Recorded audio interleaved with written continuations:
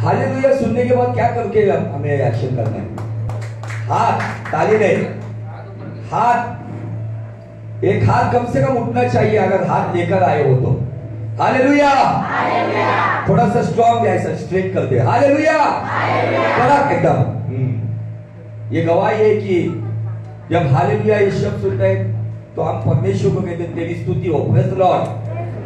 अब ये हाथ ऊंचा उठाना मतलब हमारा खुदावन इस दुनिया का नहीं है, क्योंकि बाइबल कहता है यूहन्ना 3:29 में जो ऊपर से आया है वो सर्वोत्तम है। तो ये आदत डाल के रखो कि जब भी हालेलुया सुनेंगे ना लोगों को क्या लगना है लगने दो, बेशरम बनते हुए hallelujah. God is good and all the time.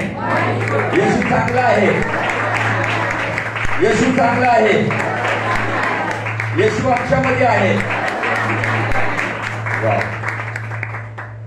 फिर से एक बार सभी का हम खुदावन यीशु नासरी के नाम में स्वागत करते हैं। जो यहाँ पर उपस्थित है उसके साथ साथ जो सोशल मीडिया फेसबुक के द्वारा जो देख रहे हैं उनका भी हम खुदावन यीशु मसीह के नाम में हार्दिक स्वागत करते हैं। तो आइए हम चलते हैं आज के वचन में। हम एक छोटा सा थीम गाकर हम प्रार्थना करते हुए हम आज के वचन में चले। हम बच्चे हैं परम पिता के, बढ़ना है हमें वचनों में। हम बच्चे हैं परम पिता के,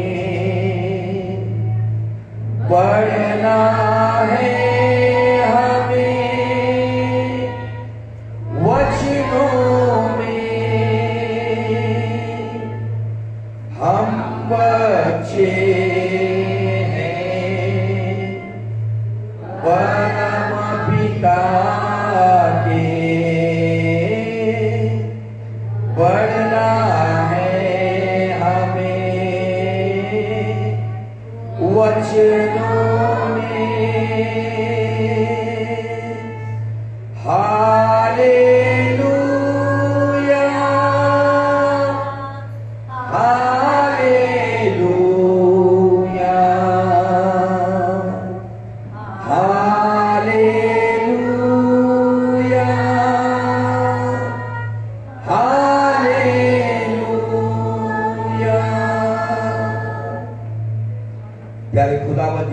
के नाम में आपको धन्यवाद देते हैं, तेरी महिमा करते, तेरे नाम को ऊंचा उठाते हैं। आज के कलाम के द्वारा हमसे बात कर, जो आज की हमारी जरूरत है उसे पूरा कर।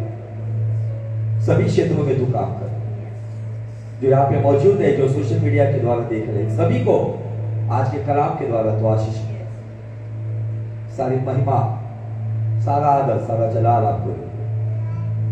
परमेश्वर का इकलौता पुत्र, इस दुनिया का मुक्तिदाता, यहूदा का शेर बब्बर, मृत्युंजय खुदावन, उस यीशु नासरी के नाम में मांगता हूं।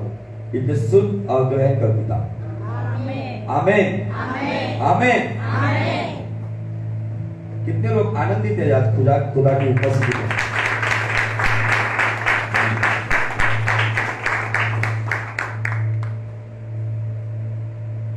कौन सा महीना ये? कितवा महीना है? तारीख क्या है आज? कोई 4 कोई 5 कह रहे। आप लोग बहुत बिजी लोग हैं, इतने सारे तो माइंड नहीं चल रहा आपको। हम लोग ही खाली बैठे हुए लगते हैं।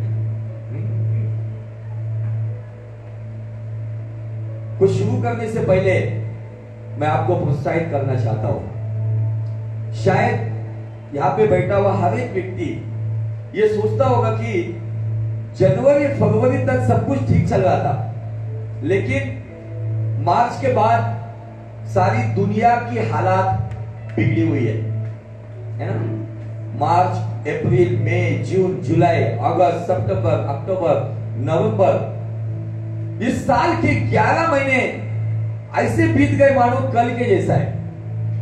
जिन हालातों का सामना आपने किया है, जिन परिस्थितियों से आप गुजरे हो, जो नुकसान आपका हुआ है, इस सारी परिस्थितियों में देखकर कहीं ना कहीं विचार आता होगा, पूरा साल गया है, अभी 1 महीने में क्या होगा, ऐसा सोच करते रहिए कोई, है ना। लेकिन मैं आज आपको वचन के द्वारा प्रोत्साहित करना चाहता हूं। अगर आपकी बाइबल है तो भजन संहिता उसका अध्याय 90 और वचन 4, स्तोत्र संहिता 90 अध्याय 90 और वचन 4, साम्स चैप्टर 90 एंड वर्स 4 क्या कहता है देखो ये वचन। ये वचन के द्वारा मैं आज आपको प्रोत्साहित करना चाहता हूं। अगर आप प्रोत्साहित हो गए तो मुझे पूरा विश्वास है कि आज भले आज लटकी सूरत लेकर आप यहाँ आए होंगे, लेकिन यहाँ से जब आप निकलोगे तो आपके चेहरे पे खुदा का नूर होगा। आमीन, हालेलुया। क्योंकि 1000 वर्ष, गौर से सुनो, कितने वर्ष, 1000 वर्ष, 1000 वर्ष तेरी दृष्टि में, किसकी दृष्टि में, और हमारा टॉपिक भी वही चल रहा है, परमेश्वर की दृष्टि में हम कौन है। तो परमेश्वर की दृष्टि की कुछ बातें, एकदम साधारण बात है ये, परमेश्वर की दृष्टि में, तेरी दृष्टि में 1000 वर्ष ऐसे है जैसा कल का दिन, जैसे कल का दिन। हमें 11 महीने ऐसा लग रहा है कि कल के दिन के जैसा, लेकिन परमेश्वर को 1000 वर्ष कल के दिन के जैसे लगता है। हालेलुया। आगे, जो बीत गया या जैसे रात का एक पहर, जैसे रात का एक पहर गुजरता है, जैसे कल का एक दिन बीतता है, परमेश्वर की दृष्टि में वो 1000 वर्ष एक दिन के समान है। समझ में आएगा, बैठा क्या बरोबर। तो अभी मैं बताना चाहता हूं कि अगर उस परमेश्वर की दृष्टि में 1000 साल कल के दिन के जैसे या कल की रात के पहर के जैसा है, तो जो 11 महीने जनवरी से लेकर नवंबर तक अगर कुछ हुआ नहीं है, तो आने वाले 11 सेकंड में आपके लिए सब कुछ होने जा रहा है। हालेलुया। अगर 1000 वर्ष एक दिन के समान है, तो मैं बताना चाहता हूं ये गए हुए 11 महीने 11 सेकंड के जैसे है। हालेलुया। जो 11 महीने में नहीं हुआ ना, वो 11 दिन में आपके लिए हो सकता है। जो 11 महीने में आपने गवाया ना, वो 11 घंटे में आपको मिलेगा। हालेलुया। इसलिए जो बीत गया बीतने दो, जो सामने अभी आने वाला है, क्योंकि ये कौन सा महीना है, 12वां महीना है। ये 12 संख्या जो है ना, खुदावन को बहुत अच्छी लगती है, इसलिए उसके 12 इमाम थे, जिसे हम 12 अपोस्टल कहते हैं। इसलिए याकूब के 12 बच्चे थे। जब हम देखते कि साल के 12 महीने हैं, आज तारीख क्या है, वो तो 5 बोला, कौन सी दुनिया में जीते रे बाबा। कितनी तारीख है आज, थोड़ा जोर से बोलो। पहले दिन परमेश्वर ने क्या किया उत्पत्ति की किताब में, आकाश और पृथ्वी बनाई, राइट। दूसरे दिन सारे पेड़ पौधे, जो भी नंबर आगे पीछे हो जाएगा, 5 दिन तक परमेश्वर ने सारी कायनात को बनाया, राइट। लेकिन छठे दिन बाइबल कहती है उसने अपने स्वरूप का आदमजात बनाया। हालेलुया।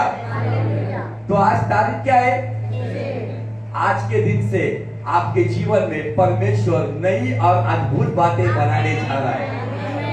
ठंडे लोग हैं तुम लोग, यही बात मैं बॉम्बे में बोलता था ना, सब लोग उठ के नाचते थे। आज के दिन परमेश्वर आपके लिए अद्भुत बातें करने वाला है।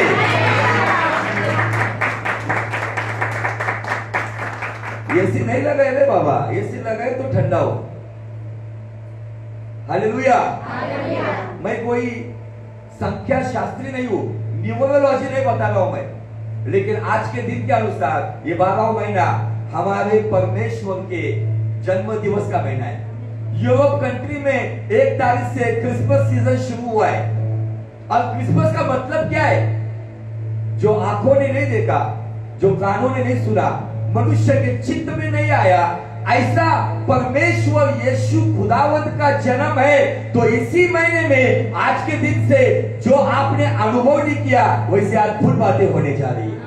चंगाई की बातें होने जा रही, बरकत की बातें होने जा रही है, परिवार में आशीष की बातें हो जा रही है, प्रमोशन की बातें होने जा रही है, कर्जे से छुटकारा मिल रहा है, अद्भुत बातें आपके जीवन में होने जा रही है।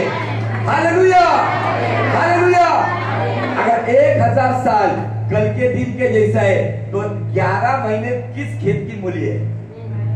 11 महीने मतलब उससे पलक झपकी तो 11 महीने हो गए। हालेलुया। उसके पलक झपकने में 11 महीने होते। हमें लगता है 11 में कुछ नहीं हुआ तो 1 में क्या होगा? मैं और आपको बताना चाहता हूं, जब यीशु मसीह, कितने लोगों ने सुना है बारतोमै को चंगाई मिली? सुना है क्या? बारतोमै नाम के उस अंधे को आंखें मिली। संदेश कितने बार सुना आपने वो? ओके। बाइबल कहती है कि यीशु मसीह यरीहो के जब अंदर गया, गौर से सुनो, जब वो अंदर गया तब अंदर जाकर एक पापी को उसने नजात, उद्धार या मुक्ति या मोक्ष का अनुभव दिया और वो था जक्कई। उस शहर के अंदर जाकर उसने एक परिवार को उद्धार दिया, लेकिन उस शहर से जब वो बाहर जा रहा था तो शहर की बाहरी सीमा पर जहां पे श्रापित किस्म के लोग बैठते थे जिन्हें भिखारी कहा जाता था, जाते जाते भिखारी को भी वो आशीषित करते गया और आते आते वो धनवान को उद्धार देते गया। भले ही साल की शुरुआत में कुछ नहीं हुआ, लेकिन साल के बाहर जाते जाते जरूर वो परमेश्वर आपको आशीषित करेगा। हालेलुया। आंधिया तुझे डरा ना सकेगी, लहरें तुझे डुबा ना सकेगी, क्योंकि तेरा परमेश्वर तेरे साथ है। चिंता न कर, वो तेरे साथ है, चिंता न कर। इसलिए चिंता करते हो? कौन सी बात की चिंता है? जो भी बीत गया है उसको कितना भी आप उसके ऊपर चर्चा करोगे, उसको कितना भी रिपेयर करने की कोशिश करोगे, कुछ होने वाला नहीं। बाइबल कहती है जो बीत गया वो बीत गया, देखो सब कुछ नया होगा। जो बीता हुआ शायद अंधकार था, जो बीता हुआ शायद दर्दनाक था, बीता हुआ शायद तकलीफ से भरा हुआ था, लेकिन आने वाला आशीष, बरकत, चंगाई और सामर्थ के अभिषेक के साथ आने वाला है। हालेलुया। इसीलिए अभी पुरानी बातों की चिंता, पुरानी बातों के विचार मत करो। एक प्रॉफिटिक वर्ड बहुत साल पहले मैंने प्रचार किया था, Isaiah 43 verse 18 and 19। Prophetic word था ये। मेरे ख्याल से आज से 4 साल पहले परमेश्वर ने वचन दिया था नए साल के लिए। अब वो वचन मैं फिर से आपके लिए दोहराना चाहता हूं कि शायद आपको लगता होगा कि अब ये साल का आखिर, कुछ लोग कहते रहेंगे जल्दी से जाने दे बाबा ये महीना और जल्दी से आने दो 2021। कुछ लोगों ने सोचा हुआ ये 2020 में हमें कहीं जाना नहीं, कुछ खरीदना नहीं, ये साल मनुष्य है, ऐसा कहते होंगे। लेकिन मैं कहता हूं कि ये साल मनुष्य नहीं है, ये साल हमारे लिए आशीषित है। भले हमारे जीवन में तकलीफ थी, लेकिन ये साल ने हमें बड़े बड़े तजुर्बे दिए। हालेलुया। ये साल ने हमें दिखा दिया है कि कौन अपना है कौन पराया है। इस साल में हमें दिखाया है कौन असली है और कौन नकली है। इस साल में हमें बताया है कौन हमारी ओर है और कौन हमारे विरुद्ध है। हालेलुया। मैं इस साल को कभी नहीं मनुष्य नहीं कहूंगा, मैं इस साल को मेरी जिंदगी का बेहतरीन साल कहूंगा, क्योंकि इस साल में परमेश्वर ने मुझसे अधिक बात की है। इस साल में परमेश्वर के मैं बहुत करीब जा चुका हूँ। इस साल में परमेश्वर ने मुझे बहुत आशीषित किया। दुनिया के लोग दुनिया के तरीके से सोचते, किसकी नौकरी छूट गई होगी, किसी को कोरोना वायरस की वजह से क्वारंटाइन होना होगा, किसी को परेशानी से गुजरना पड़ा होगा, इसलिए कोई कहता होगा कि ये साल मनुष्य है। लेकिन बाइबल का परमेश्वर कहता है कि हर दिन मैं तुझे आशीष दूंगा। इस धरती के ऊपर हम जिंदा है, यही उसकी हमारे ऊपर एक बड़ी रहम है। पढ़िए क्या कहता है ये वचन।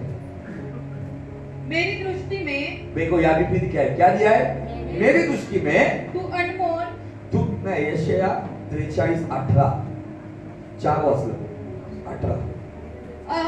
अब बीती हुई घटनाओं का स्मरण मत करो, बीती हुई घटनाओं का क्या करो मत, स्मरण मत करो, स्मरण मत करो, न प्राचीन काल की बातों पर मन लगाओ, ना तो प्राचीन काल की बात 11 महीने में ऐसा हुआ वैसा हुआ उस पे मन मत लगाओ। देखो देखो, बोलो देखो, जोर से देखो। अगर कोई बोल रहा है देखो तो आपको थोड़ा सा सतर्क होना है। देखो मैं एक नई बात करता हूँ, मैं एक नई बात करता हूँ, मेरा जो पुरानी बात नहीं करता है, यीशु नई बात करता है। अगर नई चाहिए ना तो पुराना भुला दो, तब जाके नया आएगा। पुराना फर्नीचर निकाल दो, तब जाके नया फर्नीचर आएगा। हालेलुया। नई बात करता हूँ वह अभी प्रकट होगी। वह नहीं, ऐसा नहीं 4 दिन के बाद प्रकट होगी, पता नहीं 10 दिन के बाद। क्या लिखा है वहां पे?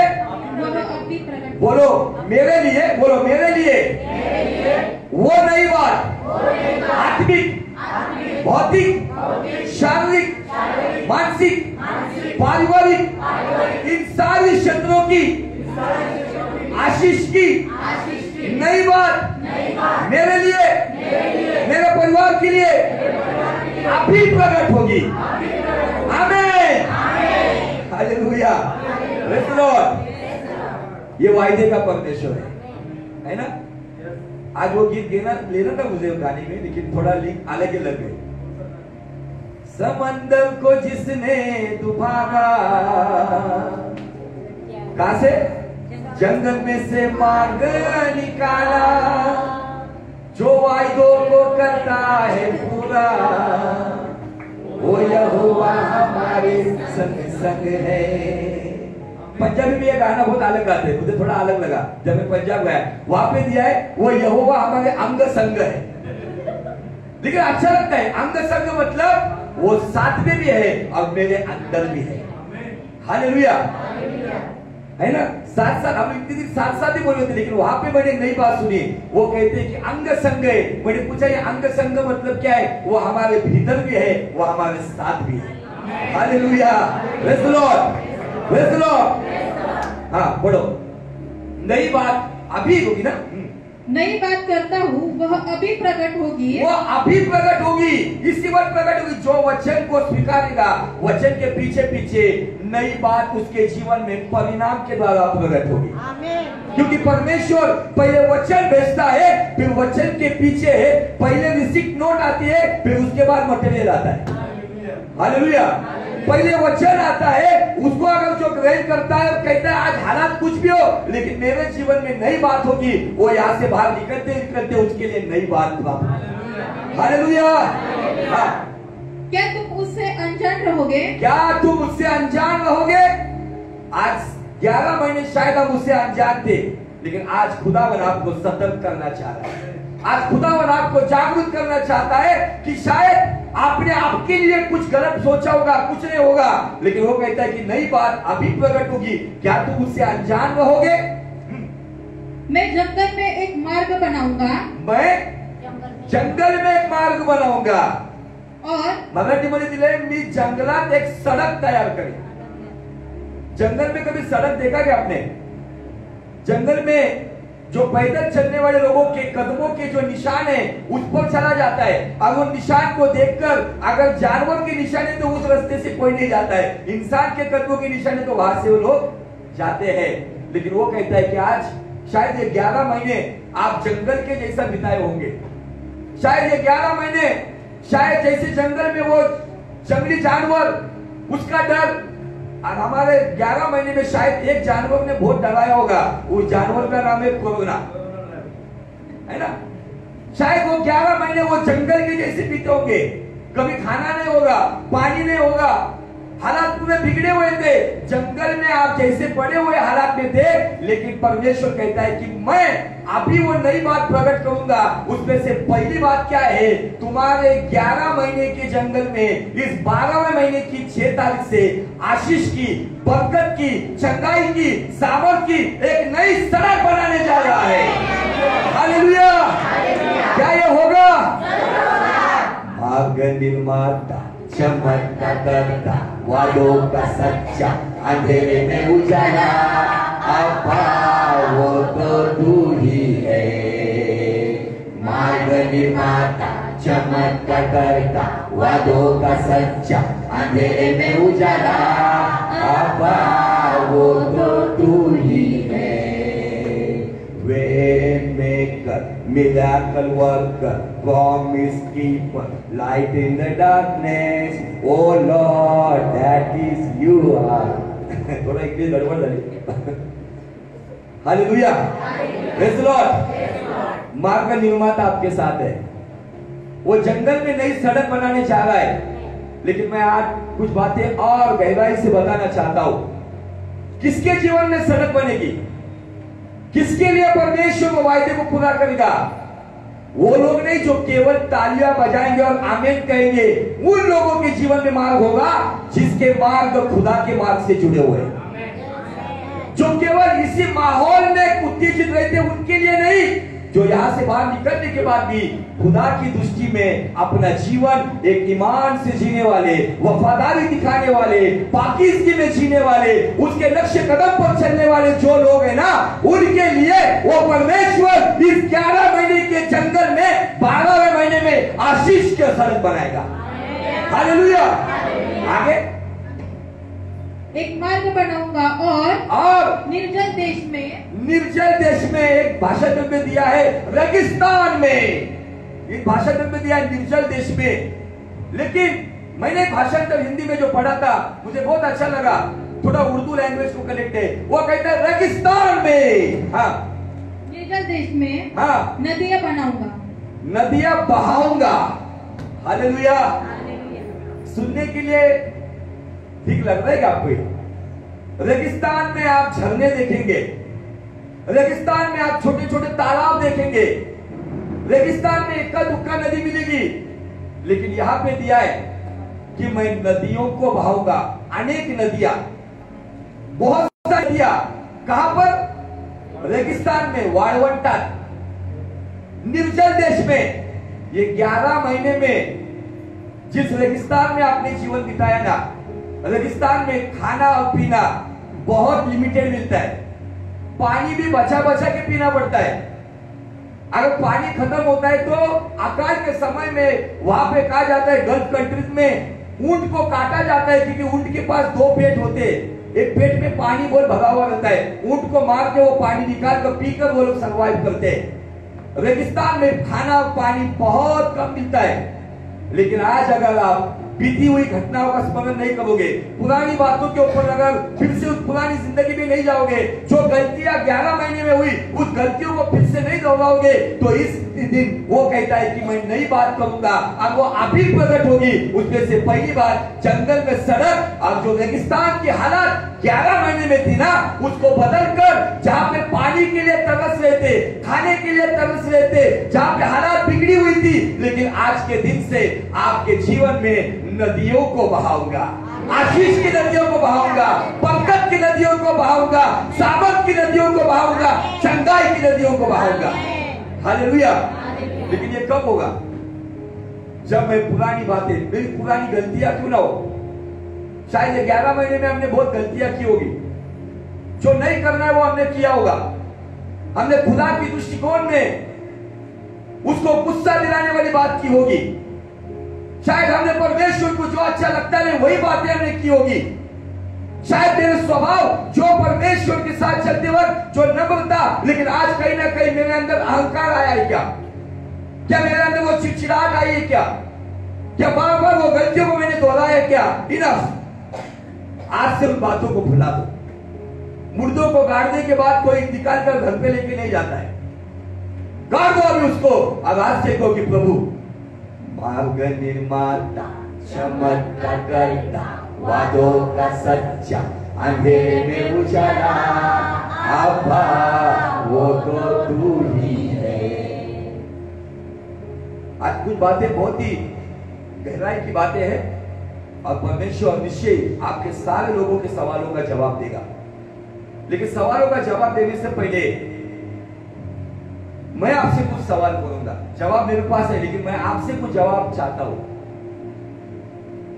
पहले उस वचन को पढ़ेंगे जो हमारा मूल वचन है, दूसरा इतिहास 16:9, उसको पढ़कर फिर हम आगे जाएंगे।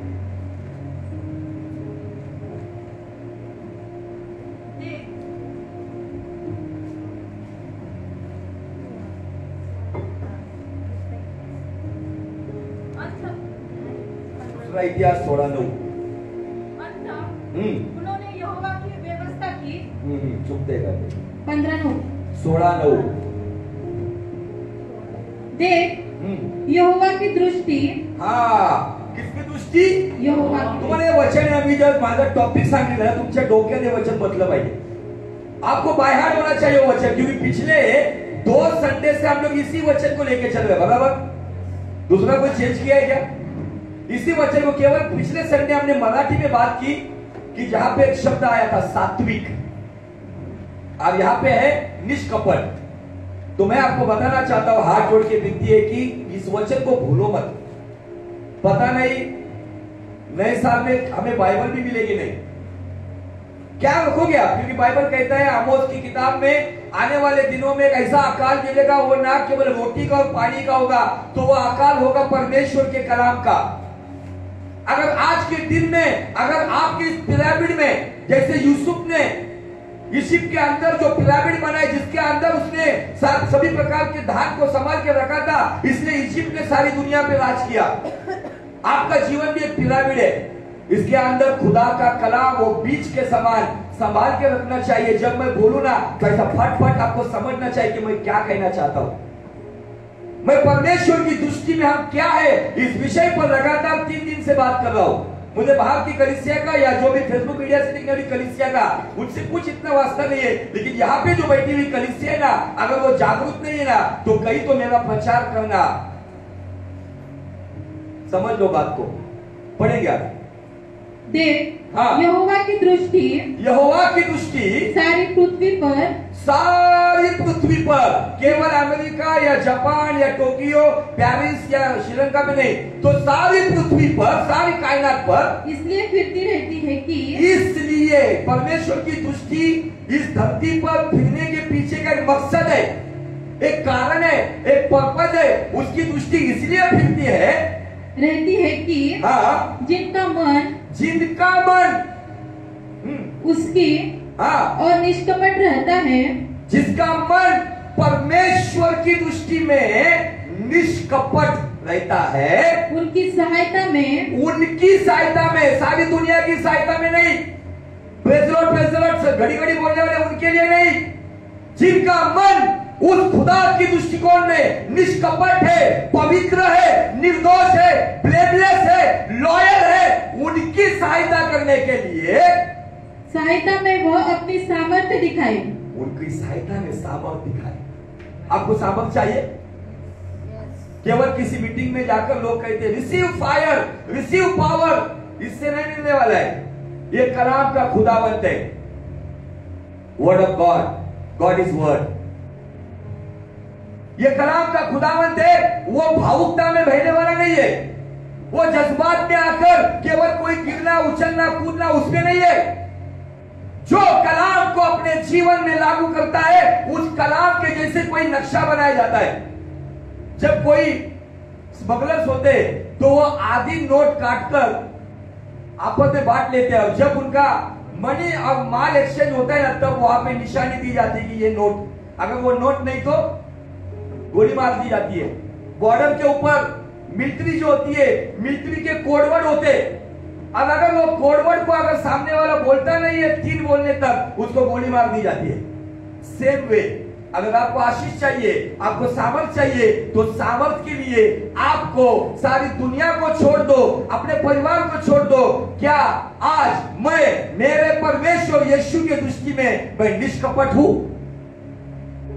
एम्प्लीफाइड जो बाइबल है उसके अंदर एक शब्द लिखा है लॉयल. क्या लिखा है? लॉयल. अब ये लॉयल शब्द कहां पे इस्तेमाल होता है पता है आपको? पता है? मैं बहुत पढ़ा लिखा हूं. लॉयल शब्द ज्यादा से ज्यादा कोर्ट में यूज किया जाता है. और कहां पे यूज किया जाता है पता है आपको? जब पति पत्नी का वाद विवाद होता है, तब पत्नी दोष लगाती है कि ये लॉयल नहीं है, या पति कहता है कि वो लॉयल नहीं है, वो हमारा दूल्हा है. ऐसा दिन ना है कि हम यही रह जाए, हमारे सामने के लोग चले जाए, और न्याय के समय वो कहेगा you are not loyal, that's why you don't come with me. मेरे साथ नहीं आ सकता तू.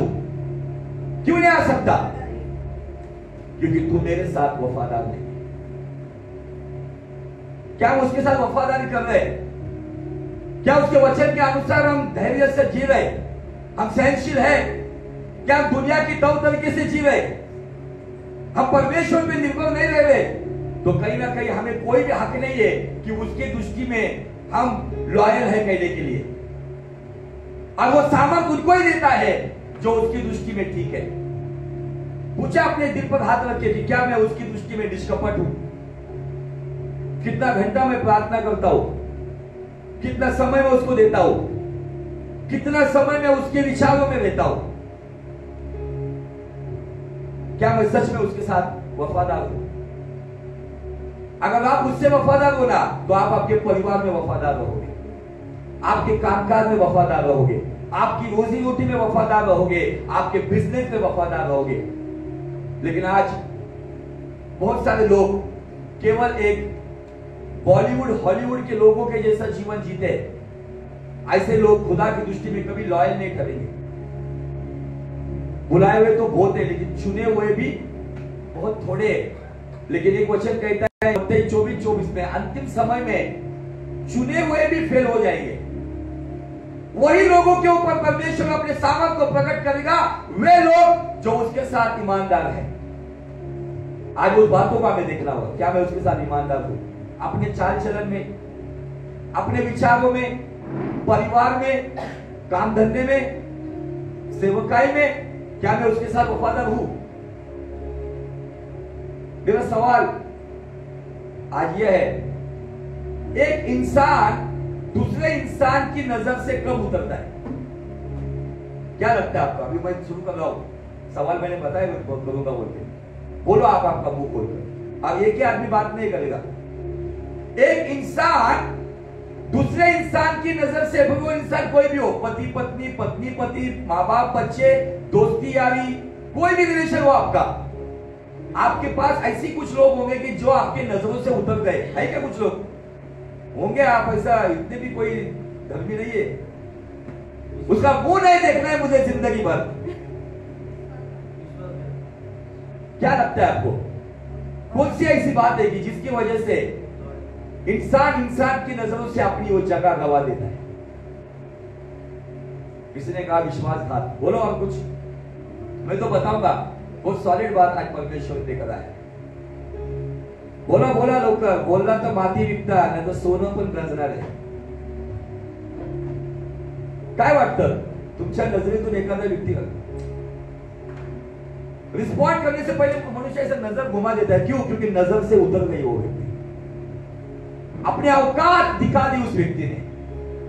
मैं क्या समझता था वो क्या निकल गया है या क्या निकली है। कभी कभी ऐसा लगता मैंने इतना पाल पोस कर बड़ा किया, मैंने इतना सब कुछ किया, मैंने सब कुछ उसके अंदर डाला, लेकिन ये आखिरी को सुअर की चाली चला। क्योंकि बाइबल कहता है, दूसरा अध्याय वचन 20 से लेके आगे वहां पे दिया है कि धर्म का मार्ग पता होने के बाद जो भी उसके आज्ञा की ओर पीठ करता है वो उसके लिए ना समझे ठीक है, क्योंकि पूरा शरीर धोने के बाद चिकड़ में दलदल में जाने वाली डुबरी और अपनी उल्टी के पास लौट कर आने वाले कुत्ते, ऐसी उनकी नौबत होगी। ये वचन में लिखा है, निकाल के पढ़ सकते हैं। दूसरा अध्याय वचन 20 से लेके 22 तक, 2 सेकंड पीटर सेकंड चैप्टर पढ़ो मत, मैंने बोल दिया वचन ऑलरेडी।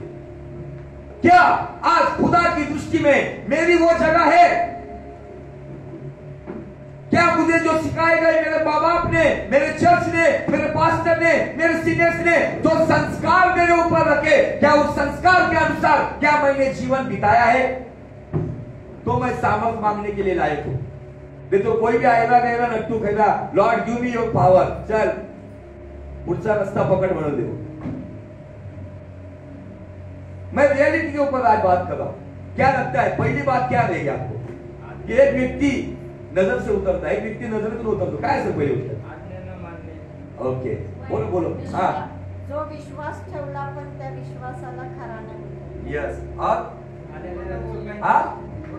हाँ खोटं बोलणं, झूठे, बहुत ऐसे झूठ तो ऐसी बात करते हैं मानो जैसा बहुत बड़ा सच बोल रहे। बहुत लोगों ने मुझे मामू बनाया। हाँ माफी। अजून धोखा तो ऐसा मिला है ना इस साल में, इतने खंजर पीठ में गड़े हुए ना अपने। अब कोई फेसबुक के ऊपर पोस्ट भी आती थी, एक पास्टर प्रार्थना कर रहा है, कोई व्यक्ति आई है, उसके भी पीठ में एक खंजर है, वो कहते हैं कि मुझे धोखा मिला है, और पास्टर उसके लिए दुआ कर रहा है, लेकिन पास्टर के पीठ में बहुत सारे खंजर है, लेकिन पास्टर उसके लिए दुआ करता है। आज क्या है खुदा की दृष्टि में मेरा स्थान? मैं बताना चाहता हूं, नंबर 1, इंसान की नजर से कब गिरता है पता है?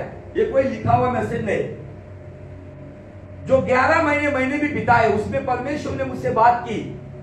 अब ये साल बेहतरीन साल क्यों कहता हूं बताओ? इस साल में असली और नकली का फर्क समझा है मुझे। ये साल ने दिखा दिया है कि जो आंखों से दिखता है ना बाबा वो नहीं है, इसलिए जो दिखता है दिसत तसं नसतं, म्हणून आम्ही बरेच वेळा फसत। ये साल 2020 भले ही हमें फंसाया गया है, लेकिन ये छोटे छोटे गड्ढे हमारे लिए, ताकि 2021 में बड़े बड़े गड्ढे में ना गिरे। इसलिए मैं साल को मनुष्य नहीं कहता हूं, ये साल मेरे लिए आशीषित है, मुझे आपका पता नहीं। ये साल ने मेरी जिंदगी के बेहतरीन एक्सपीरियंस मुझे दिए, ताकि 2021 में मैं अच्छे डिसीजन ले सकूं। हालेलुया। ये साल में परमेश्वर ने बहुत अच्छी अच्छी बातें सिखाई है। तो पहली बार बताना चाहता हूं कि इंसान की नजर में क्यों गिरता है पता है? नंबर 1, आदर, रिस्पेक्ट। जब वो अनादर करता है, क्या मतलब इंग्लिश में इरिस्पेक्ट।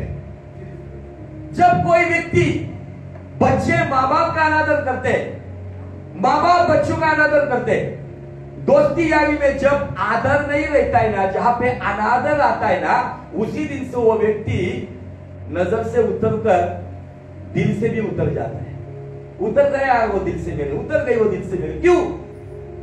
जब हम कैसे भी हो, आप कहीं पर भी रहते हो, फ्लैट में रहते हो, झोपड़ी में रहते हो, कहीं पर भी रहते हो, लेकिन जिस घर में आदर है ना, उस घर में आदर देने वाला परमेश्वर रहता है। आज वो आदर नहीं है, और परमेश्वर कहता है कि वो मेरी दृष्टि में लॉयल है ना, मैं उसी को सहायता करने के लिए अपना सामर्थ्य प्रकट करता हूं। क्या मैंने मेरे परिवार में, मेरे रिश्ते में अगर मैंने किसी का अनादर किया है ना, तो मुझे आज मौका है कि उसकी नजरों में फिर से वो जगह मिला प्राप्त करने के लिए एक गहन और सच्चा पश्चाताप होना चाहिए। लोगों को पश्चाताप तो छोड़ो, पछतावा भी नहीं होता है। जिस व्यक्ति का दिल टूटता है, जिस व्यक्ति को समझता है ना, मैंने वो जगह मेरे उस प्रिय व्यक्ति के नजरों से गवा दिया है, अब मुझे वो जगह प्राप्त करनी है। जैसे वो उड़ाऊ पुत्र जब अपने बाप के नजरों से गिर गया था ना, तो वो बाप के पास आके कहता है, हे बाप, मैंने स्वर्ग के खिलाफ और तेरे खिलाफ पाप किया है, बेटा कहलाने का औकात नहीं है मेरी, मुझे नौकर बना के रख।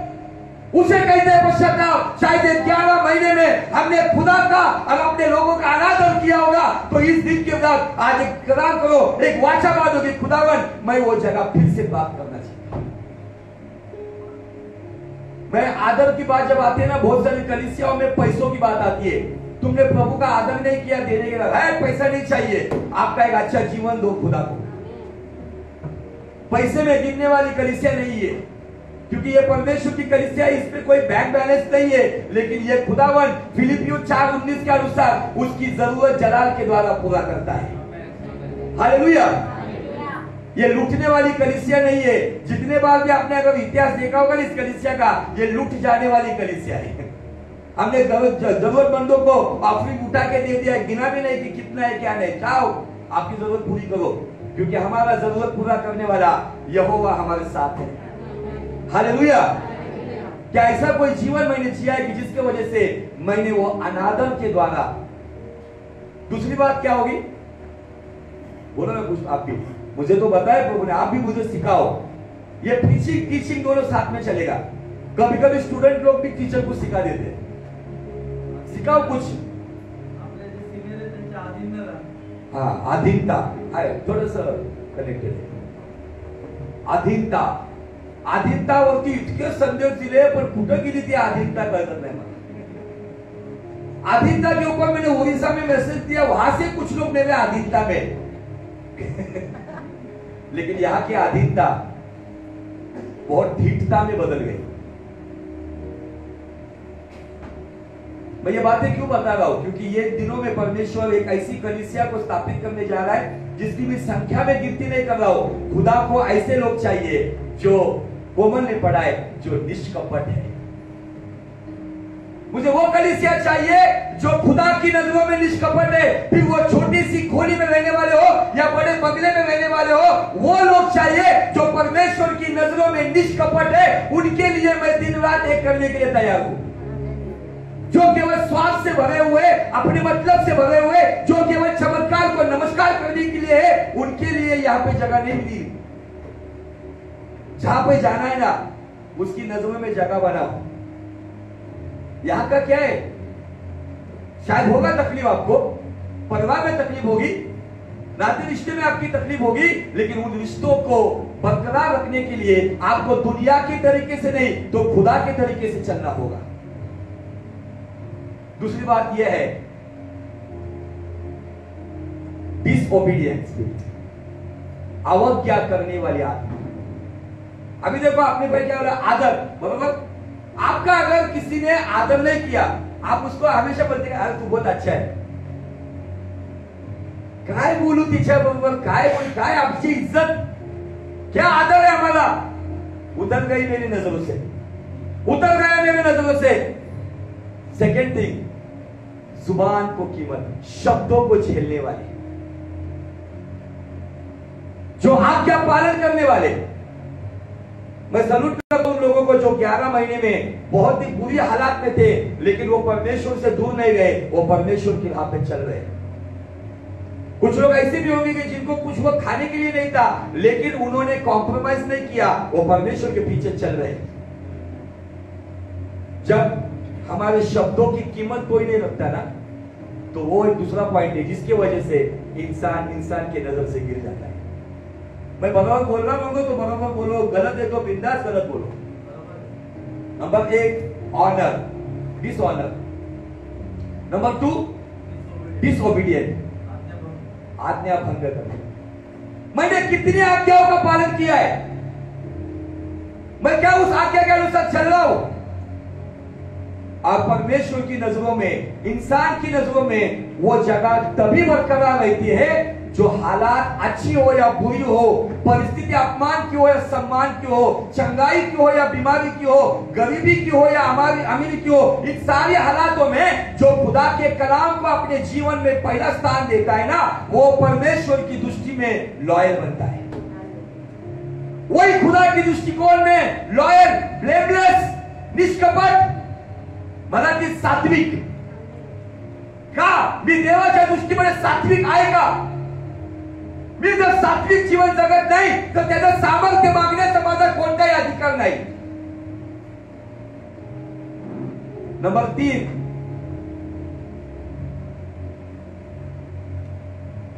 एहसान को भूलने वाला। पटते का माझं? उपकारांना विसरणारा। यहाँ पे कौन है ऐसा कि जो जिसके ऊपर आपने बड़े उपकार किए, लेकिन वही व्यक्ति आपके मुंह पर आपका इंसल्ट करके आपका अनादर करेगा, आपको गुस्से से देखेगा। आपने जिसको दूध पिलाया वही आपको बढ़िया आके दिखाएगा। क्या करोगे आप उसके लिए? आपकी नजर में स्थान रहेगा उसके लिए? जो अनादर करता है खुदा के साथ, जो डिसोबीडियंट, जो अवज्ञा, आज्ञा भंग करता है। और तीसरी बात, जो खुदा के एहसानों को भूलता है, जो मनुष्य के एहसानों को भूलता है। अगर मनुष्य के एहसान को जब भूल जाता है, तो काय तिच्याबरोबर संबंध ठेवू, काय त्याच्याबरोबर संबंध ठेवू, काय किती हात घातला घरच्याकडून तरी कोरडाचे म्हणतात। ये 3 बातें हैं। आप सहमत हो मुझसे? अब मैं वचन के साथ करूंगा ये बातें। जब एली याजक के जमाने में एक अननोन प्रॉफिट आता है एली के पास, जिसके बारे में पहला शामुएल का 2 अध्याय में हमें कुछ बातें दिखती है। तो परमेश्वर की दिल की बात वो कहता है, कोई पढ़ सकता है। पहला शामुएल 2 शालोम। मी सांगितलं तुम्हाला मिळायला पाहिजे ते, कितीतरी वेळा आपण याच्यावरती बोललेले। पहिला शामुएल जिथं एलीला एक भविष्य होतं, कितीतरी वेळा आपण याच्यावरती संदेश ऐकलेले आहेत। वाचा, जे मिळाले वाचायचं पटकन। एली के नाही, मी काय म्हटलं? आदर विषय बोलतो. 2 अध्याय वचन 29. 2 अध्याय वचन 29. इसलिए मेरे मेल बलि हाँ और अन्न बलि को जिन्हें मैं अपने धाम में चढ़ाने की आज्ञा दी है, उन्हें तुम लोग क्यों पांव तले रोनते हो?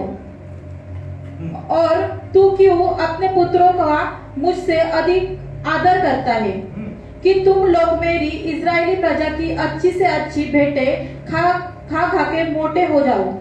आगे चलो. इसलिए इस्राएल के परमेश्वर यहोवा की यह वाणी है कि मैंने कहा तो था कि तेरा घराना और तेरे मूल पुरुष का घराना मेरे सामने सदैव चला करेगा.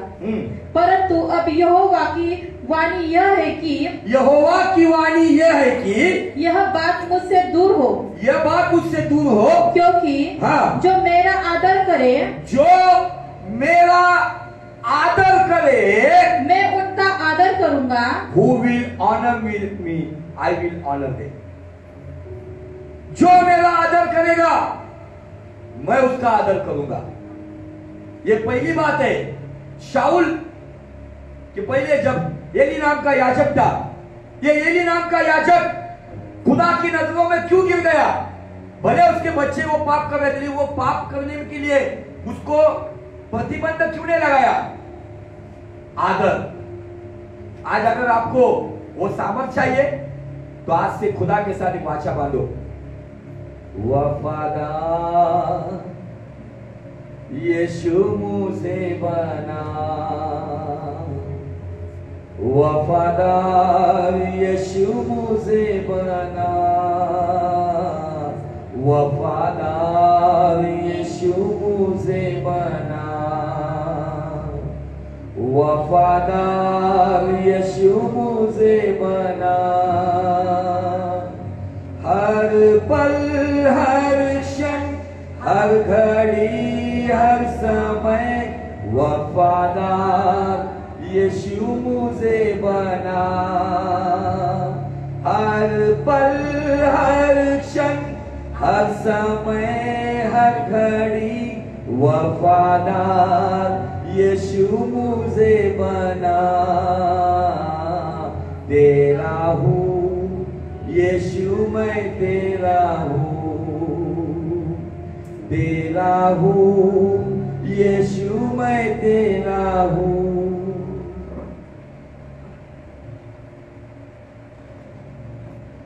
ये खुदा की वाणी है.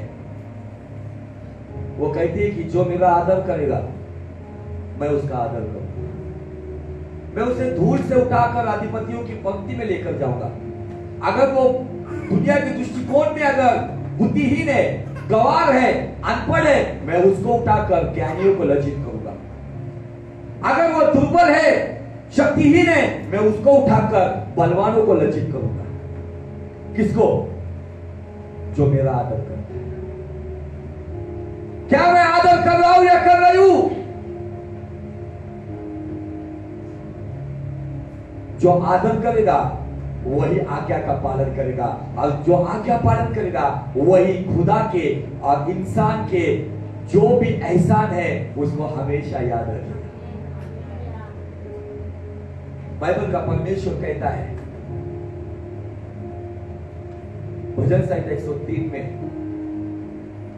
उसके एहसानों को याद करो. हम पल भर में सब भुला देते हैं. ऐसे कितने लोग आज होंगे कि जिन्होंने आपके जीवन में बड़े बड़े एहसान किए होंगे, लेकिन आज आप मुकर रहे हो या कोई आपके ओर देखकर मुकर रहे हो. अगर आप वो गलती करने वाले लोग हो तो आज बदलाव होना जरूरी है. मेरे बारे में दुनिया क्या सोचती है, मेरी बीवी क्या सोचते हैं, बच्चे क्या सोचते हैं, पहला ये सोचो मेरे बारे में मेरा परमेश्वर क्या सोचता है. मेरा लिया हुआ निर्णय, मेरा चुनाव, मेरी बातें, क्या वो बातों के द्वारा मैंने खुदा का आदर किया है? जो खुदा का आदर करता है ना, जैसे मैंने आपको उस दिन बताया पहले दिन, जो परमेश्वर को अपनी पलकों पे उठा के रखता है ना, दुनिया उसको पलकों पे उठा के रखती है. लेकिन आज एक ऐसी हटीली पीढ़ी के सामने हम खड़े हैं। यीशु मसीह खुद कहते हैं कि यह पीढ़ी हटीली पीढ़ी है, लेकिन इस हटीली पीढ़ी में मैं आज खुदा का संदेश लाया हूं, ऑनर हिम। दुनिया क्या कहती है कहने दो, लोक काय म्हणतात ते म्हणू द्या, पण आजपासून कशासाठी जगा? त्याच्यासाठी। और जो उसका आदर करता है ना, उसको सम्मान मिले या अपमान मिले, वो हर हालात में उसकी आज्ञा का पालन करता है। और जो आज्ञा पालन करता है ना, वो खुदा के रहमे करम को हमेशा याद करते हुए कहता है, धन्यवाद धन्यवाद धन्यवाद। ये पीढ़ी हटीली भी है, ये पीढ़ी स्वार्थी भी है, ये पीढ़ी मतलबी है, लेकिन इस पीढ़ी के अंदर खुदावन जब स्वर्ग से अपनी नजर पृथ्वी पे फिराएगा ना, तब उसकी नजर आपकी ओर आके रुके और उसको आनंद हो कि ये वो लोग हैं जो मेरा आदर करते हैं। क्या उसकी नजर जब पृथ्वी पर फिरेगी, क्या उसकी नजर में मैं वो आदर करने वाला व्यक्ति हूं?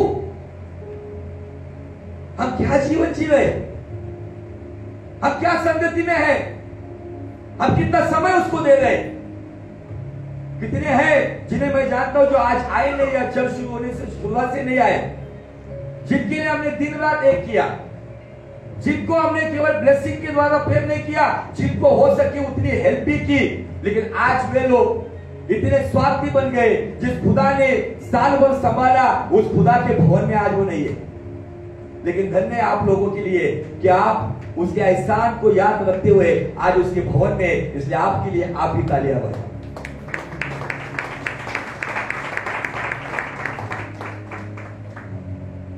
दिल को चीरने वाला यह संदेश है। यह संदेश भले आपके शरीर को खुश नहीं करेगा, लेकिन अगर आप इसको आत्मा में लोगे ना, तो तेरा आत्मा को आपके उल्लासित करेगा, आपकी रूह को। क्योंकि ये परमेश्वर रूह के उद्धार के लिए, उसकी नजात के लिए आया। सूली पे क्यों मरा? शरीर का उद्धार होना है जब वो आएगा कयामत के समय, तब मुर्दे जलाए जाएंगे, तब शरीर का उद्धार है, लेकिन आत्मा का उद्धार पहले इंपॉर्टेंट है। इतनी हटीली पीढ़ी में आज लोग जी रहे, क्या मैं उसकी दृष्टि में योग्य हूं? नंबर 1, अगर आज तक आपने आपके सीनियर का, जूनियर का, आपके रिश्ते नातों में हेकड़ी स्टाइल में अगर आप बर्ताव करते हुए किसी को दुखाया होगा, कुछ लोगों का मारना सही कर सकते हो, लेकिन जो शब्दों की मार होती है ना, वो जिंदगी भर भूलता नहीं इंसान, वो जख्म हरा भरा ही रहता है जब वो इंसान सामने आता है। जाओ उस व्यक्ति के पास, उसके पैरों पे गिरो, गिड़गिड़ाओ और कहो, मुझसे गलती हो गई, मुझे क्षमा करो, आपके लिए फिर से वो जगह मिलेगी। जाओ खुदा के पास, गिड़गिड़ाओ, क्षमा मांगो, प्रभु मुझसे ये गलती हो गई, मुझे क्षमा कर। ये वचन का खुदावन है, जो उसका आदर करेगा वो उसका फिर से आदर करेगा। और उसके आदर में सारी प्रकार की आशीष है। हर एक को अपना अधिकार चाहिए। अधिकार में जब आओगे जब आप अधीनता में रहोगे। हर एक को अधिकार चाहिए अपने इसमें। अगर परिवार में अगर आपको अधिकार चाहिए तो परिवार की अधीनता में रहो। बिना अधीनता आपको अधिकार नहीं मिलेगा। परमेश्वर का इकलौता पुत्र इस दुनिया में आया, जो माँ बाप उसको मिले थे मरियम और योसेफ के अधीनता में 30 साल तक था, तब जाके वो 3.5 साल अधिकार में आया। सबमिशन है क्या मैं उस अधीनता में? जो आदर करता है ना, वही व्यक्ति अधीनता में रहता है। जो आज्ञा पे चलता है ना, वही व्यक्ति अधीनता में होता है। जो एहसानों को याद रखते हुए उस व्यक्ति का, भले ही कुछ समय के बाद वो आपके ऊपर जिसका एहसान है, वो व्यक्ति भले आपको बुरा बोलेगा ना, तो कहता नहीं नहीं नहीं, इस व्यक्ति ने मुझे उस जमाने में संभाला था, इस व्यक्ति ने मुझे सहायता की, मैं कभी उसके खिलाफ बलवा, विद्रोह या बगावत नहीं करूंगा, मैं उसको जैसे का तैसा नहीं चलूंगा या नहीं चलूंगी, मैं उसके दिल में, उसकी नजरों में वो जगह को बनाए रखूंगा। जब ऐसा करोगे तो 2 इतिहास 16:9 के अनुसार जब खुदावन की नजर इस पृथ्वी पर घूमेगी और जब वो ताड़ीवाला रोड की तरफ आएगी या इस गुना में आएगी, जब उसे दिखेगा कि ये व्यक्ति है जो हर हालात में मेरा आदर करता है, परमेश्वर की नजर वहीं पे रुकी रहेगी। और जब आपको जो सामर्थ चाहिए ना, उसके लिए राज ठाकुर की जरूरत नहीं है, वो सामर्थ आपके घर तक आ जाएगा। क्या मैं हूं वैसा? परमेश्वर की दृष्टि में वैसा हूं? आज अपने आप का आज आपको आत्म परीक्षण करना होगा। आइए एक वचन और पढ़ते हम, समोपदेशक उसका दूसरा अध्याय और वचन 26। समोपदेशक उसका दूसरा अध्याय और वचन 26।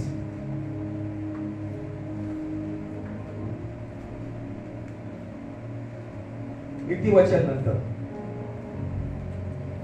दूसरा अध्याय वचन 26। नीति वचन के बाद जो किताब है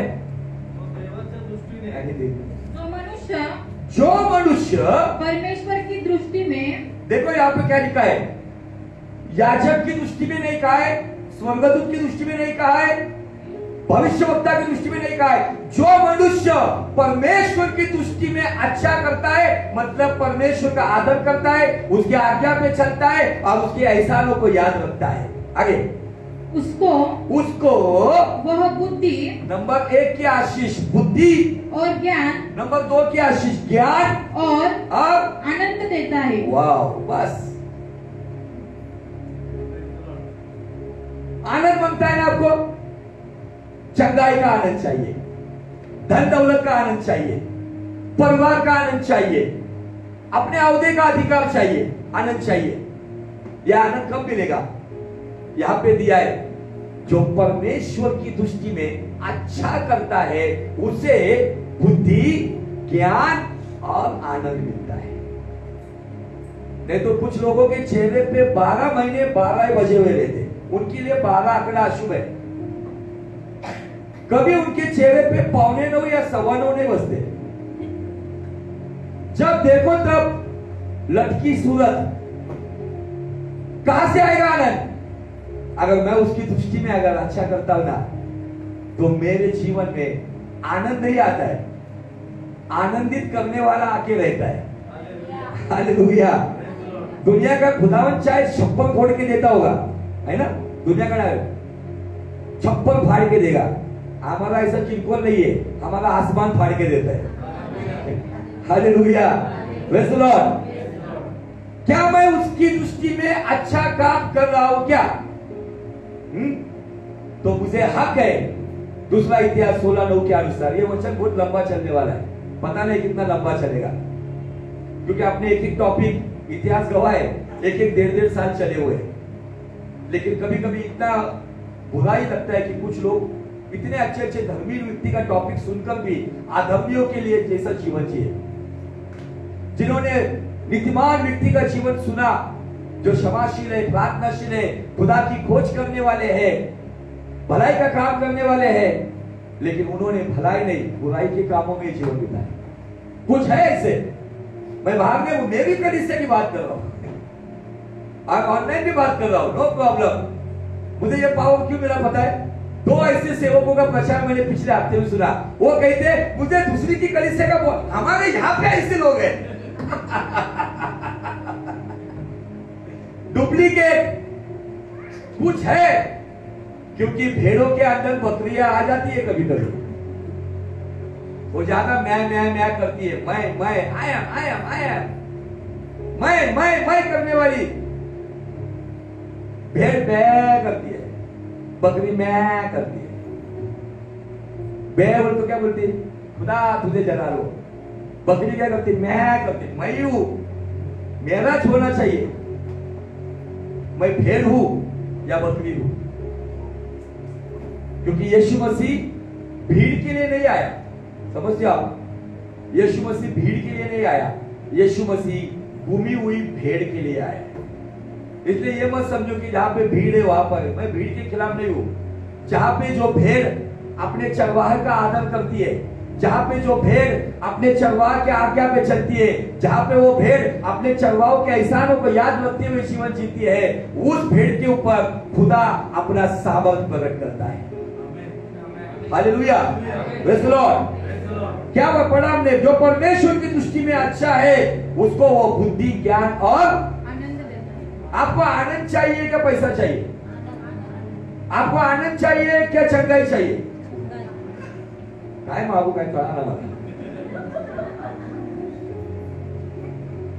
आपको बरकत चाहिए क्या आनंद चाहिए? आनंद को नाही का इथं? जिसके जीवन में खुदा का आनंद है ना, वो झोपड़ी में भी रहता होगा ना, तो वो धीरूभाई अंबानी से भी आमिर होता है। क्योंकि उसको नींद लेने के लिए कम से कम 500 रुपए की रस्टिल नाम की गोली खाकर वो सोता है तो भी नींद नहीं आती। लेकिन हम जमीन पर सोने के बाद भी अगर नींद आती है तो ये सबसे अमीरी का निशान है। Hallelujah, praise Lord.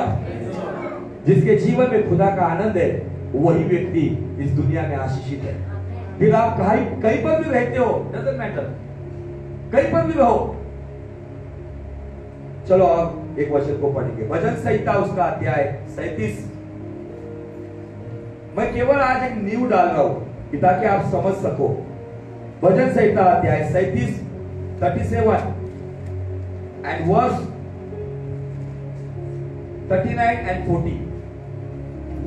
धर्मियों की मुक्ति हाँ यहोवा की ओर से होती है। किसकी मुक्ति? धर्मियों की मुक्ति। ये मुक्ति मतलब मातीला माती आग लगाने वाले ने, परिस्थितियों में की मुक्ति, संकटों में की प्राप्त होने वाली मुक्ति। धर्मियों की मुक्ति यहोवा की ओर से होती है। संकट में, हाँ, संकट के समय वह उनका दृढ़ गढ़ है। हाँ, संकट के समय क्या है वो? दृढ़ गढ़, पक्का किला। कभी संकट के समय, अभी 11 महीने में शायद आपने अनुभव किया होगा, उस किले में दृढ़ क्यों कहा गया है पता है? जब पुराने जमाने में जब लड़ाइयां होती थी, एक एग्जांपल देता हूं, हमारे पुणे शहर से नजदीक कोल्हापुर के पास पनाड़गढ़, पनाड़ा किला। ये पनाड़ा किला या पनाड़ागढ़, उसको सिद्दी जौहर ने चारों ओर से घेर दिया था। लेकिन वो इतना पक्का किला था ना, उसको वो अंदर प्रवेश नहीं कर सका। 6 महीने तक उसने उसके ऊपर पहरा लगाया था, लेकिन वो अंदर प्रवेश नहीं कर सका। अगर ये बनाया हुआ किला उसमें दुश्मन घुस नहीं सकता। इन 11 महीने में हम यीशु कहलाने वाले उस दूर गढ़ में थे, तो मजाल है उस लूसीफर की जो आपको छू सके। हालेलुया। आगे यहोवा हाँ, उनकी सहायता करके उनको बचाता है। आप यहाँ पे देखो, यहोवा उनकी, उनकी बोलो तो किनकी? यहोवा उनकी सहायता करके उनको बचाता है। किसको? जिसने बहुत पैसा दिया चर्च में, जो बहुत घड़ी घड़ी हालेलुया प्रेज़ लॉर्ड करते, जो बहुत सामने आके लीडरशिप करते हैं, किसकी सहायता करने के लिए उन्हें बचाता है? गौर से सुनो, यहाँ पे मैं एंड करने वाला हूं। वह उनको दुष्टों से छुड़ाकर, दुष्टों के हाथ से छुड़ाकर उनका उद्धार करता है। उनको उद्धार करता है, इसलिए कि उन्होंने उसमें शरण ली है। उसमें मतलब यीशु में, उसके वचन में, उसका आदर करने में, उसके आज्ञा पालन करने में, जिन्होंने अपने यीशु में शरण ली है। आज की आपके जीवन में जब समस्या आती तो आप शरण किसकी लेते? कुछ लोग पुलिस स्टेशन की शरण लेते। मेरे जीवन में एक बात मैं बताना चाहता हूं। इस साल की शुरुआत में कुछ लोगों ने ऐसी बगावत की मुझसे, मैं सोच भी नहीं सका कि ऐसे लोग बर्ताव करेंगे। मेरे घर तक आकर उन्होंने मुझे गालियां दी, मुझे घर तक आके चैलेंज किया, नीचे दिखा दे रहा दम। मस्ती कहलाने वाले लोग, वो लोग 1 नहीं 2 नहीं 3 पुलिस स्टेशन में गए। मुझे मेरे घर वाले कह रहे थे, पीछे सैम बैठा है, मुझे अपन पर करूं नहीं। मैं उस खुदा की इबादत करता हूं जो खुदा का कलाम पौलुस कहता है कि तुम तुम्हारे मुकदमे तुम्हारे खुदा के पास लड़ो, ना किसी पुलिस स्टेशन में। अगर मैं खुदा का बंदा हूं, उसका आदर करता हूं, तो मैं उस बात पे नहीं जाना चाहिए। वो लोग 3 पुलिस स्टेशन में गए। पहली पुलिस स्टेशन वडगांव स्टील की थी, दूसरी रामवाड़ी पुलिस स्टेशन, तीसरी शास्त्री नगर येरोडा पुलिस स्टेशन। तीनों पुलिस स्टेशन से मेरे लिए कॉल आया, मैंने कहा अगर मैं मुजरिम हूं, अगर मैं गलत हूं तो मेरी कंप्लेंट लिख लो और मेरा एड्रेस दे लो और मुझे उठाने के लिए पुलिस भेज दो, तब मैं आऊंगा। मेरे पास भी कांटेक्ट थे, मेरे पास भी वडगांव शहरी मतदार संघ का आमदार था, मैं भी मेरे वीआईपी कांटेक्ट यूज कर सकता था, मैं भी मेरे पुलिस स्टेशन के कांटेक्ट यूज कर सकता था, लेकिन मैंने यहोवा की शरण ली है, इसलिए उसने मेरा उद्धार किया है, इसलिए उसने मुझे मुक्ति दिया है। किसकी शरण में हो आप? जब हालात बिगड़ते हो, जब परिस्थिति बिगड़ती है, तुम्हारा और मेरा शरण स्थान केवल और केवल यीशु, उसका आदर, उसकी आज्ञा और उसके एहसान के नीचे रहना चाहिए। अगर मेरा निर्णय गलत हुआ है, इस निर्णय की वजह से अगर कोई दुखी है, तो मरहम लगाने का काम भी मेरा ही है। मैंने उन लोगों को दिल से क्षमा कर दी। उन्होंने कलीसिया में बहुत गड़बड़ी की, कुछ लोगों को तोड़ दिया, कुछ लोगों को गलत बताया, बहुत सारी गड़बड़ियां हुई, लेकिन मैंने एक दिन भी ये नहीं सोचा कि मैं भी जाकर पुलिस स्टेशन जाऊं। मेरे पास कमिश्नरों का कमिश्नर है जिसका नाम है यीशु मसीह। जब मैं उसकी अदालत में, जब मैं उसकी स्टेशन पे जब मेरी दुहाई देता हूं ना, तो वो मुझे छुड़ाने के लिए चारों ओर से सहायता भेजता है। आज के बिलीवर्स, आज के लोग थोड़ा कुछ हो गया तो पुलिस स्टेशन में भागते हैं। कितने हैं ऐसे? अब बिलीवर कहलाने के औकात के लोग नहीं रहेंगे अगर मैं पुलिस स्टेशन का कदम रखता हूं। आप जाओ, पुलिस की सहायता अगर आपको चाहिए, अगर कोई आपकी ओर बहुत बड़ा अत्याचार कर रहा है, बहुत आपके हालात खराब है, आप सहायता ले लो किसी की ओर से। लेकिन छोटी मोटी बातों के लिए कुछ लोगों का पुलिस स्टेशन जैसे मैके में जाना और ससुराल में आना, क्या ये काम करके हुए, क्या मैं उसकी दृष्टि में, क्या मैं धर्मी हूं? किसकी शरण लिया है मैंने? यहोवा देखता है कि जब हालात बिगड़ते ना, आपको मैं उत्तम उदाहरण देना चाहता हूं। बाइबल का परमेश्वर का दास दानियल, जब दानियल, उसके अंदर कितने देश थे पता है? 40 देश थे। 40 देश का एक पंत प्रधान था, वो प्रेसिडेंट। लेकिन उसके खिलाफ जब षड्यंत्र रचा गया, तब उसने कोई बड़े कॉन्टेक्ट का सहारा नहीं लिया। उसने राजा के पास जाकर कोई चापलूसी नहीं की, क्योंकि उसको पता था जिसका मैं आदर करता हूं ना, वो मेरा आदर करेगा, जिसकी मैं आज्ञा पालन करता हूं ना, वो मुझे छुड़ाएगा।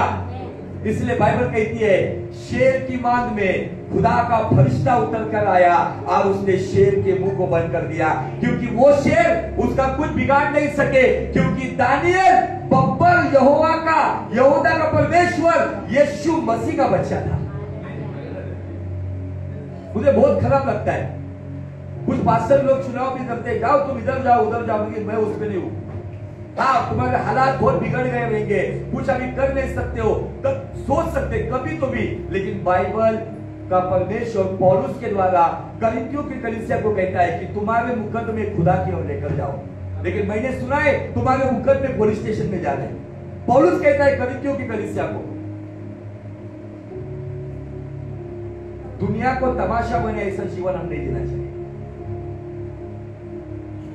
शायद ये मैसेज आप बोलते थे यार नया साल भी आएगा, या आखिरी महीना है, कुछ तो भी गुलाब जाम खिलाऊंगा, जरूर खिलाऊंगा, लेकिन उन लोगों को खिलाऊंगा जो खुदा की दृष्टि में लॉयल है। उनको एनकरेजिंग मैसेज आएगा जो खुदा के दृष्टिकोण में निष्कपट है। प्रार्थना करना शुरू किया क्या? मैंने प्रार्थना बताई थी, याद है? मैंने प्रार्थना बताई पिछले 2 संडे से, किसको किसको याद है? चलो कुछ बात नहीं, थोड़ा चाइनीज बीनीज खा के याददाश्त चली जाती है इंसान। फिर से एक बार बताना चाहता हूं, प्रार्थना करो। क्या करो? प्रभु मुझे आज ये जीवन दिया है ना, आज भी तेरी नजर में मेरी वो जगह जो निष्कपट, आज्ञा धारण, आदर करने वाला वो जगह बनाए। भले मेरा डिमोशन हो, मेरा बिजनेस लॉस में जाओ, मेरी नौकरी में मेरा पगार कम हो, लेकिन तेरी नजरों में मेरी जगह वही बनी रही। ये दुआ करो रोज। अब वो दुआ करोगे ना तो खुदा आपको छुपाएगा। देख, तुझे मेरी नजरों में ये जगह चाहिए ना, तो अपनी पत्नी का आदर कर, अपने पति का आदर कर, अपने ससुर का आदर कर, अपनी सास का आदर कर, अपने भाई का आदर कर, अपने बहन का आदर कर, चाचा का, चाची का, मामा का, मामी का, काका का, काकू का, सबका आदर कर। ही प्रार्थना पडती का तुम्हाला? का फक्त ये दे दे वो दे दे, सकाळी उठल्यापासून राशनची लिस्ट दिल्यासारखं देवासमोर जातो आम्ही. देवा हे दे ते दे, फक्त तुम्ही दुकानदार टिक करतो. औषध टाकले का? खोबरं हा टाकलं, साखर हा टाकलं. क्या दुआ कर रहे हैं? हमारी दुआ बदलनी चाहिए. वो दुआ ये करो, खुदावन चाहे मुझे कोई सम्मान दे या ना दे, चाहे मेरे हालात कितनी बुरी क्यों ना हो, लेकिन तेरी नजरों में मुझे वो जगह चाहिए. शायद हमने कुछ गलतियां की होगी, हमने कहीं ना कहीं खुदा का और खुदा के लोगों का, हमारे परिवार में किसी का अनादर किया होगा. तो आज से आदर करना शुरू करो. जब आप आदर करना शुरू करोगे तब आप आज्ञा पे चलोगे, जब आप आज्ञाओं पे चलोगे तब आप एहसान को याद रखोगे. और जब ये बात होती रहेगी ना, जहां से आपने खुदा की नजरों में वो जगह छोड़ दिए ना, उस जगह पर आप पहुंचोगे. और एक बार उसकी नजर में वो स्थान मिल गया ना, तो सामर्थ मांगने के लिए हाथ उठाने की जरूरत नहीं, तो सामर्थ लेकर वो खुद आएगा, चंगाई लेकर वो खुद आएगा, बरकत लेकर वो खुद आएगा. लेकिन आज सोचो, क्या उसकी नजरों में मैं ठीक हूं? बहुत सारे लोग गलत गलत बातों की शरण लेते हैं, लेकिन दाऊद कहता है मैंने उसकी शरण ली, इसलिए उसने मेरा उद्धार किया. सहमत हो आज मेरे से आप? तो यहाँ मत देखो, अपने सर को झुकाओ, उठने पर जाओ. कुछ गलतियां हुई है माँ बाप के खिलाफ, बच्चों के खिलाफ, पति पत्नी में, रिश्ते नातों में, एक 2 मिनट के लिए अपनी आंखों को बंद करो. अब उसके साथ एक वाचा बांधो, प्रभु मैं बदलना चाहता हूं, मैं बदलनी चाहता हूं. मैंने जो गलतियां जानबूझकर की है, जो अनजाने में की, उसके लिए मैं क्षमा मांगता हूं, क्षमा मांगती हूं. बदल दे, सहायता कर. Thank you Jesus. प्रभु तेरी नजरों में वो जगह मैं फिर से प्राप्त करना चाहता हूं. वो जगह मुझे चाहिए खुदा. शायद उन परिस्थितियों में परमेश्वर मैंने तेरे दिल को चोट पहुंचाई होगी. परमेश्वर में कभी कितने बार तुम्हें पीछे हट गए हो. मैं आत्मा में चलने से ज्यादा मैं शरीर में चला. मुझ पापी पर दया कर, दया कर राजा. खुदावन दया कर. आज केवल उसके पास क्षमा मत मांगो, तो उसके साथ वाचा बांधो. अपने जीवन का, जैसे यूहन्ना कहता है कि तुम्हारे पश्चाताप के फलों को दिखाओ. दिखाओ कि सच में तुम बदल गए हो, दिखाओ कि तुम्हें सच में तुम्हारी गलतियों का एहसास हुआ है. अपने जीवन को बदलाव करो. अपने उस पाखंड से भरे हुए जीवन को बदल दो. ये 2 प्रकार की जिंदगी जीने वाला जीवन बदल दो, और एक प्रकार की जिंदगी जियो जो यीशु के साथ ईमानदार हो. ताकि एक दिन जब दूसरा इतिहास 16:9 के अनुसार जब उसकी दृष्टि आपके घर की ओर आए, तो उसे आपके घर में से आप दिखे कि आप वो निष्कपट, लॉयल, ब्लेमलेस हो. सहायता कर. मैं जीऊं या मरूं, वो तेरे लिए है. तू मेरा प्रभु, मेरे जीवन का मकसद तू है. मेरे जीने का कारण तू है. मेरे जीवन का मकसद तू है. मेरे जीने का कारण तू है. मैं जीऊं या मरूं, वो तेरे लिए है. तू मेरा प्रभु, मुझ पर हुई है कृपा। यस लॉर्ड, बेकार न जाने तू, मुझ पर हुई है कृपा, बेकार न जाने तू, जिसने मुझे है चुना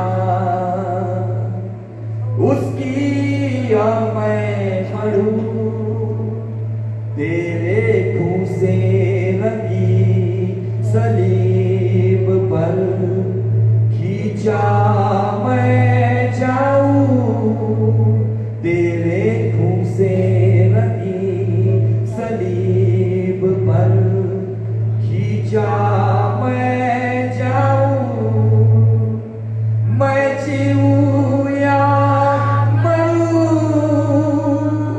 वो तेरे लिए है,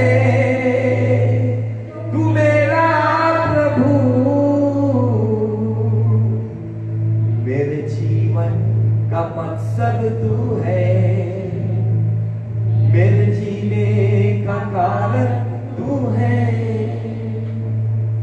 पिछला सब भूल कर मैं आगे दौड़ा चलूं। पिछला सब भूल कर मैं आगे दौड़ा चलूं, जो मेरे लिए धन था उसको मैं त्याग दूं, कि मैं पाऊं उससे पुरस्कार, दौड़ा मैं जाऊं, कि मैं पाऊं उससे पुरस्कार, दौड़ा मैं जाऊं, मैं जीऊं या मरूं, वो तेरे लिए है, तू मेरा प्रभु, मेरे जीवन का मकसद तू है, मेरे जीवन का कारण तू है। सिस्टर आराधना पुढे आम्हाला प्रार्थना